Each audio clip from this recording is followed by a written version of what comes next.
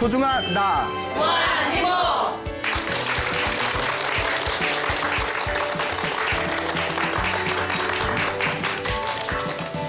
예, 만나서 반갑습니다. 예, 광우 스님이라고 합니다.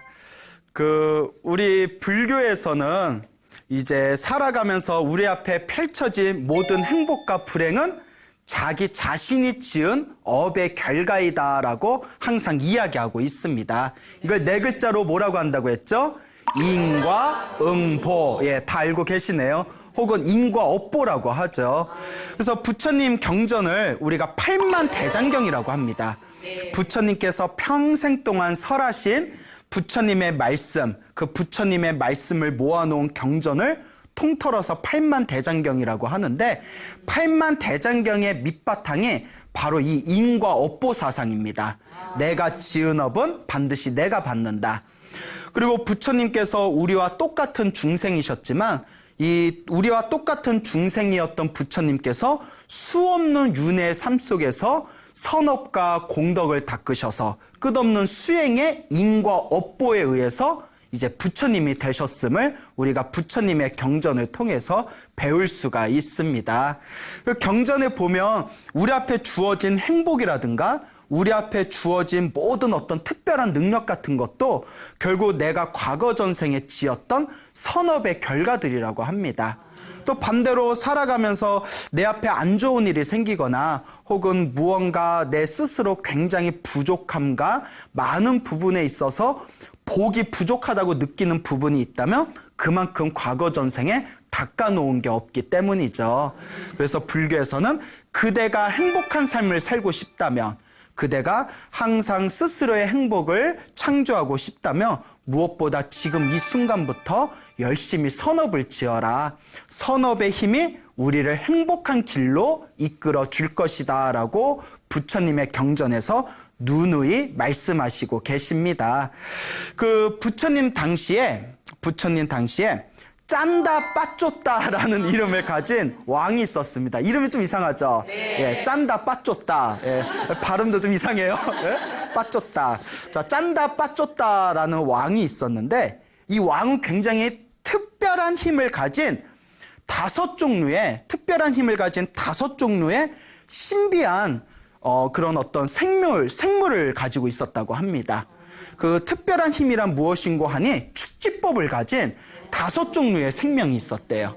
축지법 아시죠? 네. 먼 거리를 굉장히 짧은 거리에 이제 도달하는 것을 축지법이라고 하지 않습니까?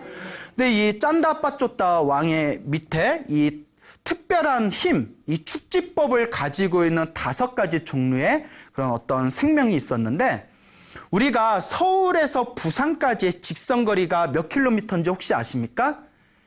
약 한 350km 정도 된답니다. 서울에서 부산까지 직선거리로. 예, 뭐 정확한지 모르겠어요. 저도 인터넷에서 본 건데 350km 정도가 이제 서울에서 부산까지의 직선거리라고 했을 때 이 짠다 빠쫓다 왕 밑에 다섯 가지 종류의 생물이 있었는데, 첫째는 하루에 750km를 갈 수 있는, 서울에서 부산까지 더 갈 수 있는 거죠. 하루에 750km를 갈 수 있는 암컷 코끼리가 있었다고 합니다. 이게 첫 번째 생명이고요. 두 번째는 하루에 900km를 달려갈 수 있는 남자 부하가 있었대요. 대단한 거죠. 사람이 하루 만에 900km 뛸 수 있겠어요? 그렇죠. 그러니까 이제 신비한 특별한 힘을 갖춘 존재라는 거죠. 그 다음에 이제 세 번째는 하루에 1500km를 갈 수 있는, 굉장한 거죠. 하루에 1500km를 갈 수 있는 두 마리의 당나귀가 있었다고 합니다. 당나귀가 그렇게 빨리 달릴 수 있나? 예, 우리 너무 깊이 생각하지 맙시다. 예, 깊이 생각하면 이야기가 안 돼요. 자, 마지막 이제 두 마리라고 했으니까 마지막 다섯 번째가 하루에 1800km를 갈 수 있는 수컷 코끼리가 있었다고 합니다. 코끼리가 귀로 날아다니나 봐요. 그렇지 않고서 어떻게 하루에 1800km를 갈 수 있을지 좀 상상이 가기가 어렵죠. 하여튼 부처님의 어떤 그 경전에 나오는 내용입니다. 부처님 당시에 짠다 빠쫓다라는 왕이 있었는데, 발음도 잘 안 되네요. 짠다 빠쫓다라는 왕이 있었는데, 자, 하루에 750km를 갈 수 있는 암컷 코끼리가 있었고, 그리고 하루에 900km를 달려갈 수 있는 부화가 있었고, 그리고 하루에 1500km를 갈 수 있는 당나귀 2마리가 있었고, 그리고 마지막에는 하루에 1800km를 갈 수 있는 수컷 코끼리, 총 합쳐서 다섯의 특별한 생명을 갖춘, 특별한 힘을 갖춘 5의 생명이 있었다. 그리고 이제 존재가 있었다라는 내용이 나옵니다. 그러니까 세상 사람들한테는 이 짠다 빠쫓다가 가지고 있는 그 특별한 힘, 축지법을 가지고 있는 그 5 종류의 생명에 대해서 굉장히 사람들이 화제를 많이 모았다고 합니다. 지금으로 치면 뭐 세상에 이럴 수가라든가 뭐 옛날 그 뭐 프로에 뭐 스타킹가 있었잖아요. 희한한 사람들 나오셔서 재능 있는 특별한 능력이 있는 분들 나오시는 그런 프로에 지금 좀 나오지 않았겠습니까? 자, 그때 누군가 아마 부처님에게 질문을 던졌나 봅니다. 거룩하신 부처님이시여, 저쪽 어느 나라에 짠다 빠쫓다라는 왕이 있는데 축지법이라는 특별한 힘을 갖춘 5 종류의 생명을 이렇게 거느리고 있습니다. 저 짠다 빠쫓다 왕은 부귀와 영화와 권력을 누리고 있고, 부귀 영화를 누리고 엄청난 권력을 누리면서 또 어떤 인연으로 저와 같이 신기한 그런 어떤 생명을 부하로 데리고 있을 수 있는 것입니까? 라는 이제 질문을 던졌나 봅니다. 이때 부처님께서 항상 하시는 말씀, 다 누가 지은 업이다? 자기가 지은 업을 자기가 받는 것이다.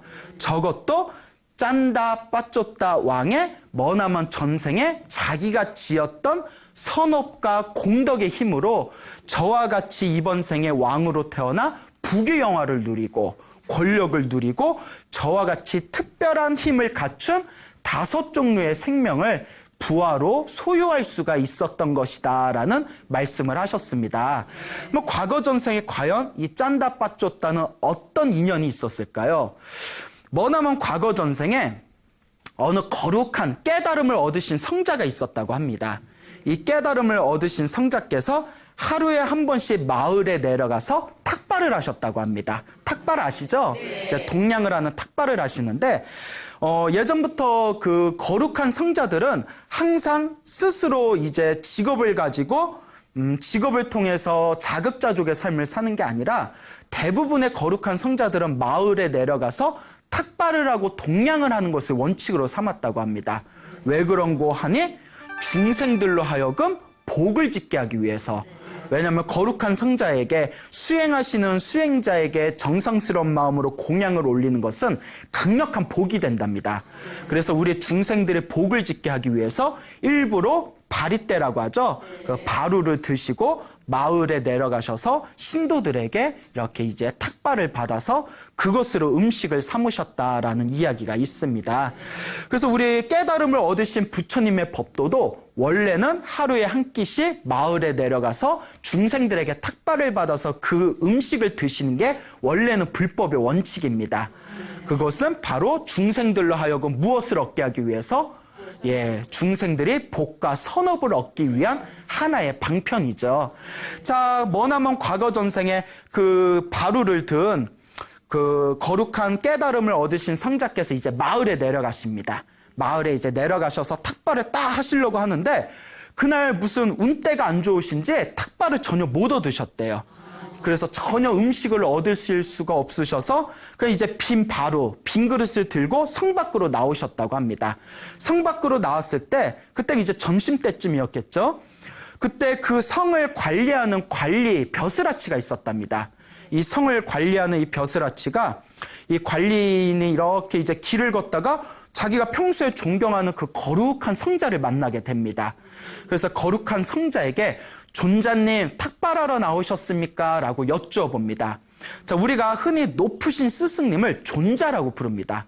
높을 존자를 써서 높으신 분이란 뜻입니다. 높으신 분이시여, 존자님, 존자시여, 어때 탁발을 잘 마치셨습니까? 하고 질문을 던졌는데 가만히 보니까 바루가 비어 있는 거예요.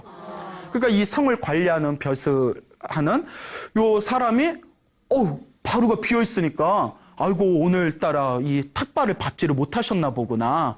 그래서 그러면 오늘 굶으실 텐데 하루에 한 끼 드시는 분이 오늘 굶으면 큰일이지 않습니까? 그럼 내가 공양을 올려야 되겠는데 하면서 차마 집으로 같이 가시죠라는 말을 못하는 겁니다. 왜냐하면 집에서 식사 준비가 안 되었을 수도 있으니까 만약에 집안에서 식사 준비도 안 되어 있는데 그 거룩한 성자를 모시고 갔다가 괜히 기다리게 하는 것도 또 예의가 아니다 생각이 돼서 존자님 잠깐만 기다려 보십시오. 제가 잠깐 집에 좀 가보겠습니다 하면서 불이 나게 이제 집으로 뛰어갑니다. 집으로 가자마자 부인을 불러요. 여보, 여보 하고 부르면서 식사가 다 준비되었어 하니까 아내가 오늘따라 뭐가 저렇게 급해? 뭐 이러면서 식사가 다 준비됐으니까 어서 드시지요 하는 거예요. 그래서 아이고 잘 됐다 싶어서 그때 굉장히 달리기를 잘하는 하인을 부릅니다. 달리기 잘하는 하인을 불러서 하인아 하인아 저 성 밖에 성문 앞에 우리 거룩한 성자분께서 탁발을 못 받으셔가지고 바루가 비어있으니 빨리 달려가가지고 그 바루를 어서 얻어오너라. 빨리 여기 바루를 가지고 집으로 오너라. 이렇게 부탁을 합니다. 그 달리기를 엄청 잘하니까 요 하인이 불이 나게 뛰어요. 막 엄청나게 이제 뛰어가지고 성 밖에 가서 그 거룩하신 이제 존자를 만나 뵙고 저희 주인 어르신께서 바루를 받아오라고 하셨습니다 하고 그 빈 바루를 들고 다시 캑캑거리면서 집으로 돌아옵니다. 그 얼마나 덥겠어요. 오늘같이 이제 더운 날 막 달리기를 왔다 갔다 한다고 생각해 보세요. 바루를 가지고 딱 오니까 요 이제 주인이 요 성을 관리하는 이 벼슬아치가 내가 오늘 먹을 이 공양을 요 바루에다가 이제 내가 이 공양을 올리고 우리 존자님에게 이 공양을 올릴 것이다 하면서 그 빈바루에다가 그 진귀한 음식들을 가득 채웁니다. 그 마지막 하인에게 이렇게 부탁을 합니다. 많이 덥지? 그럼 하인이 속으로 뭐라고 생각하겠어요? 그 네가 뛰든가 뭐 이럴 거 아니에요. 많이 덥지 하면 그 네가 뛰든가. 근데 그렇게 대놓고 말할 수 있어요? 없어요? 안 되죠. 여러분 사회생활하면서 자기가 하고 싶은 말 막 하면 안 되겠죠? 네. 많이 덥지? 예 주인님 많이 힘들고 덥습니다. 한 번만 더 힘써다오. 네가 달리기가 제일 빠르지 않냐. 존자님이 공양을 못해서 배고프실 텐데 성 밖에서 기다리고 계시니까 네가 요 바루에 담긴 음식을 빨리 갖다 드려라 라고 부탁을 합니다. 그러면서 이제 하인이 입술이 삐죽해 나오니까 미안한 마음에 요 주인이 되게 착해요. 요 주인이 성을 이제 관리하는 요 주인이 대신 오늘 내가 요 빈바루에다가 진귀한 음식을 올려서 거룩한 존자님에게 공양을 올린 이 공덕을 이 복과 선업을 너에게 다 주겠다 이러는 거예요. 예. 그러니까 하인이 막 기뻐가지고 그러면 주인님이 올리신 공덕 다 내 거 뭐 이러면서 나중에 어기면 알지 막 이러면서 이제 기쁜 마음으로 이제 그 빈바루를 들고 정말 온몸에 다 그냥 힘이 쭉 빠진 때까지 힘껏 달리고 달려서 급하게 이제 성문 밖까지 이제 달려나가게 됩니다. 그리고 그 앞에서 기다리고 있는 존자님에게 그 바루에 가득 담겨져 있는 음식을 딱 올리게 됩니다. 음식에 딱 올리고 그 거룩한 성자에게 절을 올립니다. 자, 이렇게 예배를 올리면서 거룩하신 성자님이시여, 제가 성자님에게 거룩한 존자님에게 이 음식을 올리기 위해서 몇 번을 왔다 갔다 뛰어다녔습니다. 제가 열심히 뛰어다닌 이 공덕으로 다음 생에는 제가 먼 거리를 빨리 왔다 갔다 할 수 있는 5가지 종류의 운송수단을 얻게 해주십시오 라고 서원을 세웁니다. 그리고 두 번째 또 이와 같이 발언합니다.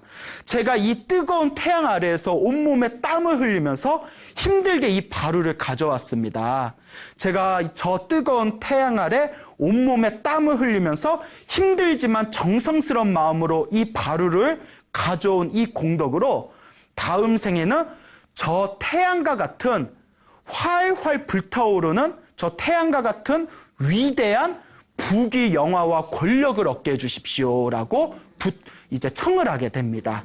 그리고 마지막에 우리 주인님께서 오늘 거룩하신 성자분에게 공양을 올린 공덕을 다 저에게 넘긴다고 하셨습니다. 그러니 언젠가는 존자님께서 얻으신 위대한 깨달음을 저도 얻게 해주십시오. 제가 이와 같이 3가지를 발언하옵니다 하면서 그 바루를 올리게 됩니다. 그때 그 거룩한 존재님께서 그 하인이 올린 그 가득히 진귀한 음식이 담겨져 있는 바루를 딱 받아들면서 그대가 발언한 것과 같이 그대의 뜻이 이루어지리라 라고 축원을 해주게 됩니다. 그때 부처님께서 이와 같이 말씀하십니다. 이 모든 것이 누구의 공덕의 힘이다? 자기가 지었던 자기 공덕의 힘이다. 그때 힘들게 땀을 흘리면서 성자에게 바루를 갖다 올렸던 달리기를 잘하던 하인이 바로 지금의 누구다? 짠다, 빠쫓다, 왕이다 라고 이야기를 하십니다. 여러분 이름이 너무 어려워서 순간 헷갈리셨죠? 뭔가 대답을 해야 될 것 같은데 딱 눈치가 이렇게 입에서 맴도는데 딱 안 튀어나온 게 느껴지더라고요. 그렇죠? 예, 짠다, 빠쫓다. 참 이름 한번 예 그래요. 자, 그래서 이 짠다, 빠쫓다 왕이 과거 전생에 그와 같은 인연으로 힘들게 힘껏 달려서 거룩한 성자에게 바루를 올렸던 공덕의 힘으로 5가지 특별한 축지법이라는 힘을 갖춘 5종류의 생명을 부하로 소유할 수가 있었다고 합니다. 이것도 자기의 선업이죠. 그리고 뜨거운 태양 아래에서 땀을 뻘뻘 흘리면서 그 거룩한 성자에게 바루를 올렸던 공덕의 힘에 의해서 이번 생에 저 태양 같은 위대한 부귀 영화를 누리는 위대한 권력을 갖춘 왕이 되게 되었다라고 부처님께서 말씀을 하십니다. 자, 이것도 다 누가 지은 선업의 결과이다? 내가 지은 선업의 결과임을 알아야 된다라는 그런 소중한 교훈의 내용이겠습니다.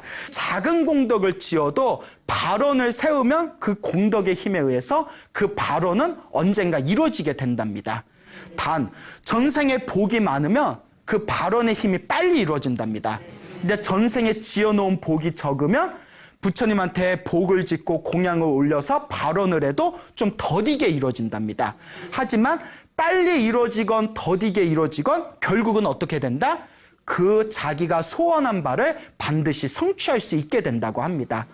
그러니까 이런 어떤 거대한 인과 업보의 입장에서 보면 이번 생에 굉장히 잘 먹고 잘 사시는 분들이 있죠. 그만큼 전생에 무언가 닦아놓은 복이 있다는 거예요. 근데 이번 생에 자꾸 힘들고 어디서 한숨소리가 들려요. 여기까지 한숨소리가 들리네.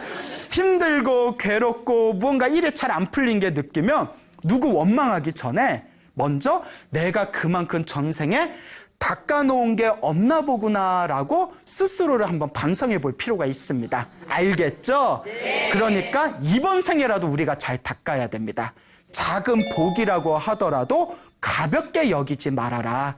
이 복과 선업과 공덕의 힘을 절대 무시해서는 안 됩니다. 알겠죠? 네. 히말라야 산이라고 아시죠? 네. 가보셨어요? 아직 못 가보셨구나. 네. 저 가봤을까요? 못 가봤을까요? 못 가봤어요. 이제 안 속네. 예. 못 가봤어요? 별로 가고 싶지도 않아요. 그거 추운데 왜 가? 자, 이제 웃자고 한 말이고요. 히말라야 산에 500명의 출가자들이 있었답니다. 그런데 출가자는 집을 나와서 돌을 닦는 사람들 출가자라고 하는데 그 당시 부처님 당시에 인도 당시에는 불교 외에도 수많은 종교가 있었어요. 그래서 불교 외의 다른 종교를 불교에서는 외도라고 부릅니다.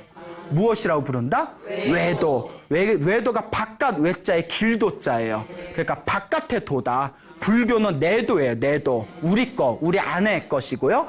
우리 것이고 외도는 밖의 거. 불교가 아닌 다른 바깥의 가르침. 그게 외도입니다.